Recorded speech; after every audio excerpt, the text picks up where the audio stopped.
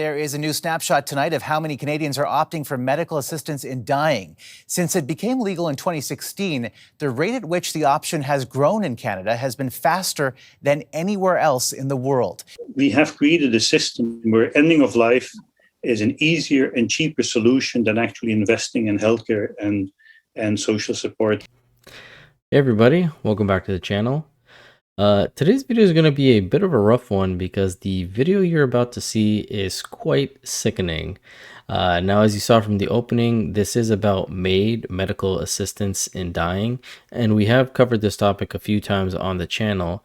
However, the BBC has just put out a documentary a few months ago in May on this, and a good chunk of it is talking about Canada and our MAiD program. Now, unfortunately, the documentary is not available to us in Canada since it's from the UK, but there is a version of it on YouTube, which I'll link down below so you can watch the full thing if you're interested.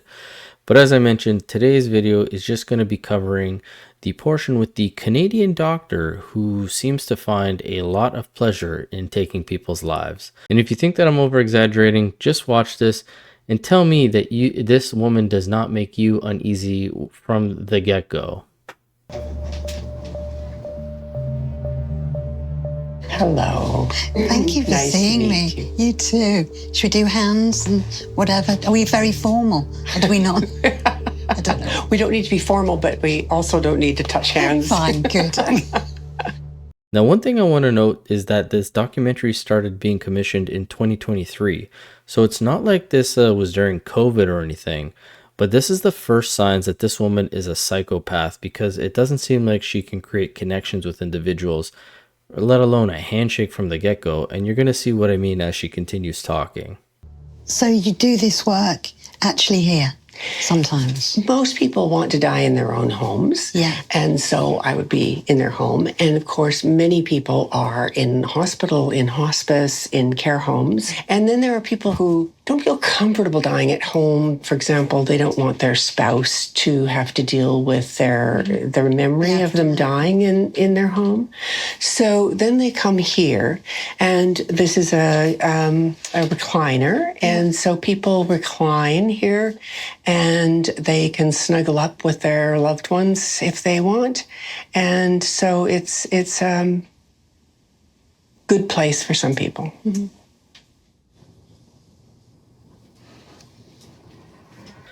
Now, if the no handshake wasn't red flag number one, this definitely has to be. This woman essentially has a killing trophy case in her office. And they say that most serial killers keep some sort of trinket or trophy. And it's giving me very much Dexter vibes, where he would keep those slides of blood from the people who he took their lives from. Blood. Sometimes it sets my teeth on edge. Other times it helps me control the chaos. She essentially has the object where she's done it over and over and over again in her office. And as a patient who comes into her office, that would make me very uneasy, knowing that so many people's lives have died in this chair here. And she's just talking about it nonchalantly, like, yeah, they just do it here in this recliner. They just relax and we take their life. And in the next coming sections, you're going to hear how many lives she's actually taken.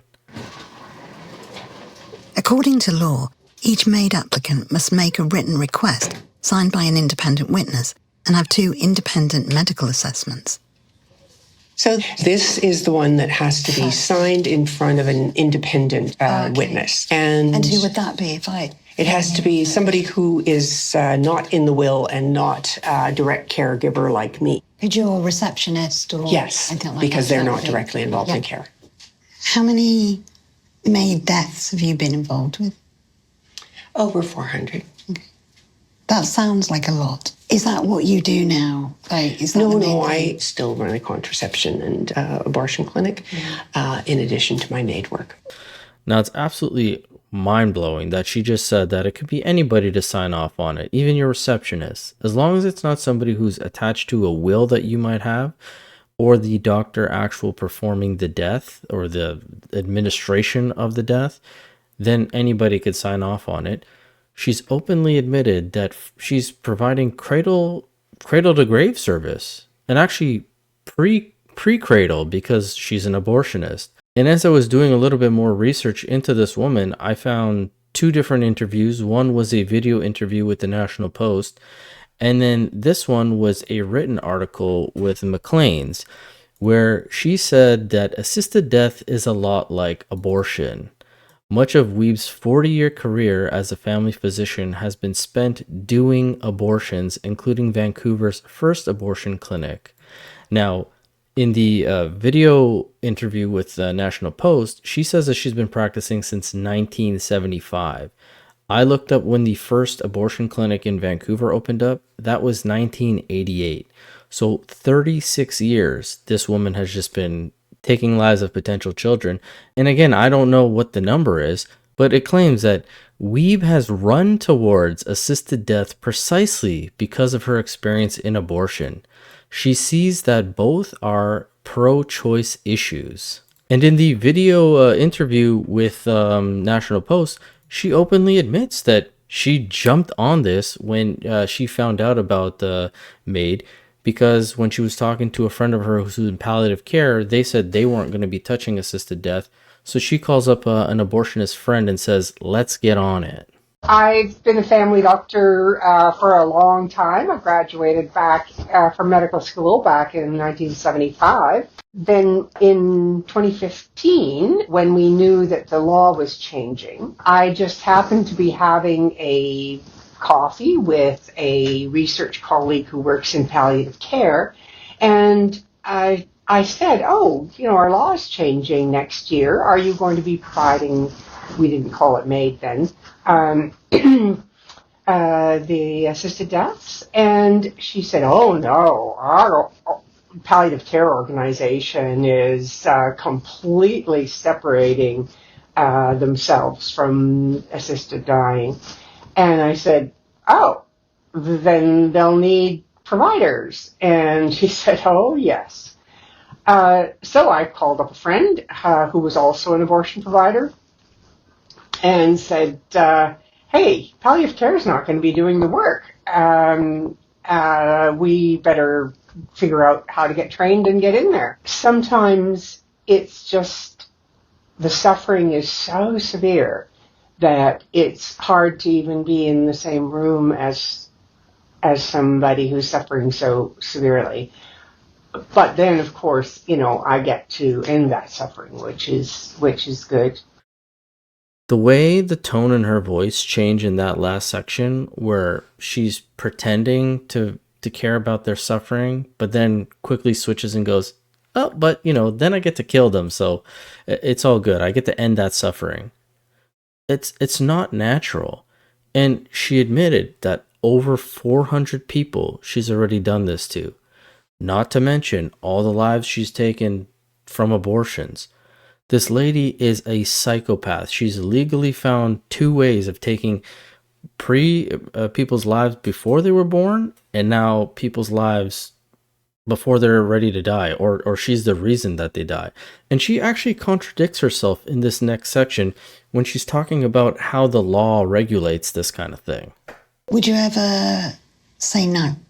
Of course, I have. Oh, yes. I mean, we have a law, and I obey this law. And so there are people who are not eligible under the law. Now, there are the situations where I might find somebody not eligible or eligible when another person won't because of the way our law is written. So the question is, do you ever say no? And she laughs as if this is a crazy question and says, well, of course there's a law. Yet then goes on to say how subjective this law apparently is, because she has the power to deem somebody eligible or non-eligible, even if somebody else has already said that they're not eligible. Think about that. Another doctor says, no, this person's not eligible for MAiD. They come see her, and she's like, yeah, you know what? Even though they say you're not, I think you are, so let's do it. So what law is there protecting these people? And when the documentarian asks her, what's the number one reason people are applying for MAiD? Her answer is ridiculous, and she openly admits that there's a lot of the times where she doesn't actually need to go through with killing them, as you're going to hear at the end of this clip. In your experience, what do you think the number one reason that people want MAiD? The number one reason is autonomy, control. And what? And everybody's different in what they think of as autonomy and control. Yeah. So that would be about not wanting to lose that in their lives. Yes, control. They desperately want control. Like they want to say, it's now. And we say, okay, well, I can get back here at 7:00. Is that okay? And they'll say yes, and they'll be so grateful that they can skip the last 2 days of their life. And I look at it and think, all you really needed was some more drugs, but you want my drugs, I'll give them to you. Again, she's openly admitting that these people do not need to die. They either just need some more help, assistance, some support. Maybe it's through a form of drugs. Maybe it's another therapy that she can suggest. But instead, she just goes, well, you know what? You want me to do it? Why not? Let's just get it over with. This woman is too eager to take people's lives. And the documentarian gives her a follow-up saying, well, somebody in my condition, I would probably be approved for it. And she says, well, you'd need to prove to me that you're in excruciating agony and pain. Yet then contradicts herself by saying she's dealt with people who are no more disabled than she is, which she just looks like she's in a mobility scooter, and they still can qualify? Like, it doesn't make sense. And then she's gleefully laughing at the documentarian, giving her these scenarios where she has cancer or these terminal illnesses, and she's just giggling away. Apart from the fact I don't have the desire, I think probably I would be eligible under the Canadian law. Well, you'd have to be suffering unbearably, and you'd have to convince me that you were suffering unbearably. And from what you've said, don't worry, I know you're not going to do anything here now. And I'm not at all. I'm not scared. Yeah, I'm not scared. But I guess what I'm saying is there could be somebody next to me with exactly the same condition. Yes. Who doesn't want to go on anymore. I've certainly met people who are no more disabled than I am, saying that life is not acceptable in this state. And I would say, you and I are different, but not different in the sense of wanting to have some control. So, Liz, right now you love life and you want to live, but there's lots of nasty illnesses you might get. Yeah. And if you got terminal cancer and you were having to deal with chemotherapy and radiation, wouldn't you be thrilled that if you had the choice to say, I'll go this far and no further? This woman is just so creepy. But yeah, that's what MAiD was intended for. Its original use was if you had a terminal illness that you had no foreseeable way of surviving, then you could end your life early instead of waiting whatever you had, 6 months, 2 months, a week. You could do it earlier. But they have just been expanding it and opening it up to numerous different things. Now they have 2 tracks. Track 1, which is still the terminal illness, and track 2, which seems to be anything else under the sun. There are now 2 pathways, or tracks as they're officially called, to access medical assistance in dying. MAiD for terminally ill people is track 1. This is now a fast track, allowing people to be assessed and euthanized all within 24 hours. But since 2021, there's a new pathway, track 2. This extends the law to those with a medical condition who are suffering unbearably, but whose death is not reasonably foreseeable. The assessment period for this track is 90 days. So track 2 makes MAiD accessible to disabled people who aren't terminal. Now, they claim it has to be some sort of disability, but we have reports of people even using it now because of poverty. Imagine choosing death over homelessness. That's what one St. Catharines man is contemplating. Tonight on City News, we continue to delve into medically assisted dying and how some believe it is their only option to living in poverty. Are you afraid to die? Who isn't? Yeah,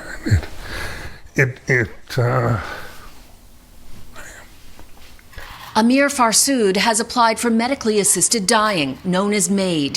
He lives in constant agony due to a back injury, but has started the process for end of life because his rooming house is up for sale and he can't find anywhere else to live that he can afford. He barely survives on Ontario disability support payments, which are just over $1,200 a month. He doesn't want to die, but being homeless is not an option. I know in my present health condition I wouldn't survive it anyway. Farsood meets the criteria for MAiD, physical suffering due to disability that cannot be relieved. His doctor, who knows Farsood's real reason for MAiD is his fear of being homeless, signed off on the application in August. Farsood needs a second to do the same. There's a 90-day waiting period. He believes he could potentially access MAiD in about a month. I don't wish to be dead, even with the pain, even with the meds. I still want to be here.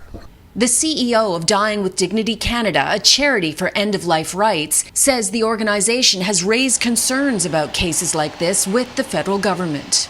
The fact that people are feeling compelled to apply for MAiD or to even ask about MAiD because they can't get the basic fundamentals to live a life it's shameful. You know, as a country, as a government, we should be ashamed. Funny enough, that doctor that we've been watching, she actually works for that organization, Dying with Dignity. So it's kind of weird that this lady's saying shame on the government when she's openly supporting somebody who's just killing people. And as you heard from him, he's fine with dealing with the pain. The day-to-day pain with his meds, he's fine. And his doctor has also said that he knows that he's doing it because he doesn't want to be homeless, not because of a disability. So where is the law stopping this malpractice? Because clearly this is not right. This doesn't follow under this law that they just said that there is. And this is tying back to the opening video where the guy said it's now cheaper to just kill somebody than actually provide them with medical attention. And this is getting so bad that now Canada is seen as a euthanization capital of the world, as an advocate stated in an interview with Rebel News like a year ago.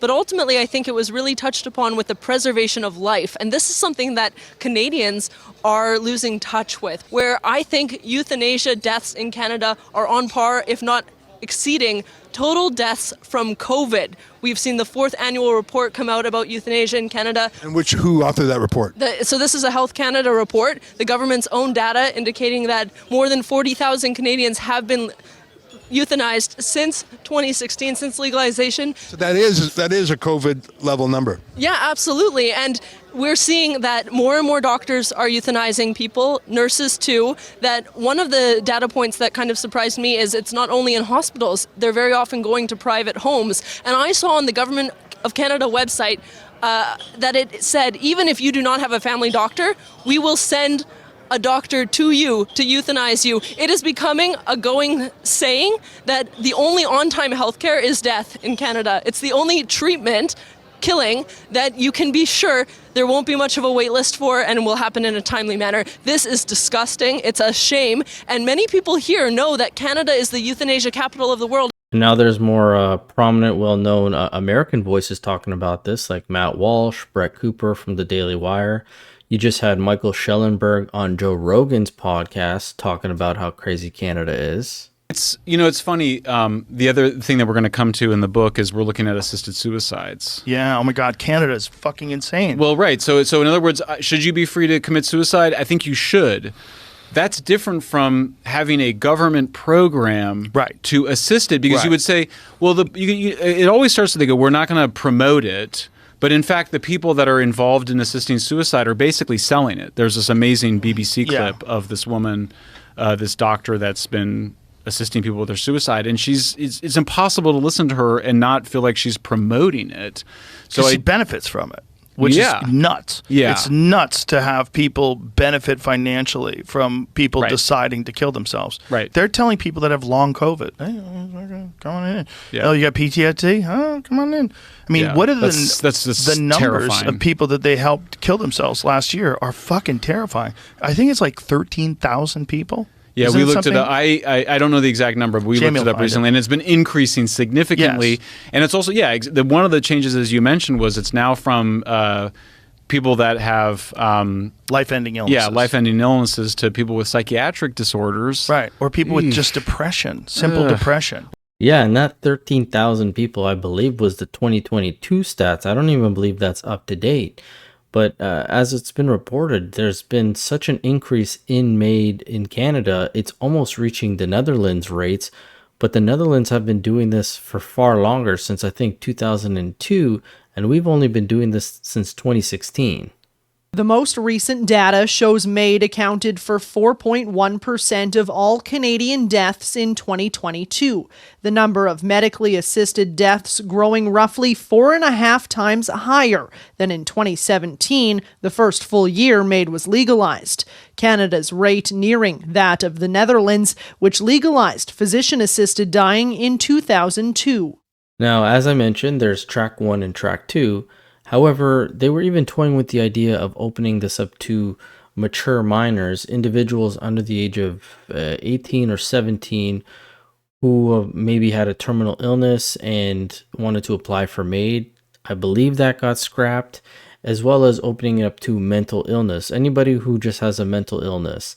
And that actually got postponed till March of 2027 when they're going to revisit this. But when we get back to the documentary, the doctor makes it sound like, it has to be somebody who's suffering immensely, which is not true. Clearly, she's proven that over and over again. And when the documentarian asks her, like, do you like your job or do you love what you do? She is so gleeful with the amount of lives she's taken in the past 7 years. For me, I'm concerned that giving the option and the right to a group of people puts another group of people at risk. But I don't feel that you see that as a worry. What you're saying is to protect what you consider vulnerable people. You are condemning others to unbearable suffering. Unbearable suffering. And I am so glad that I'm a Canadian and that we have this law so that people can choose that or not choose that. But to say that somebody has to suffer like that is simply cruel. Do you love your job? I love my job. You know, I've always loved being a doctor, but, and I delivered over 1,000 babies and I took care of, families. But this is the very best work I've ever done in the last 7 years. And people ask me why. And I think, well, doctors like grateful patients. And nobody is more grateful than my patients now and their families. To me, this lady is a devil incarnate. People tend to have a proclivity to live, and she boasts about delivering over 1,000 babies. You've probably wiped out way more than that from the 36 years of being an abortionist, as well as now the 400 plus that you've killed just due to MAiD. She's so happy to take people's lives. But in all honesty, I just want to hear from you guys. What do you think about all this? Are you just as sickened by MAiD as a program itself, the government who promotes it, these weird doctors who find joy and glee out of it? Or do you agree that there are people that need it? Do you support it? Let me know in the comment section below. And as always, I will catch you guys on the next one. Thanks so much.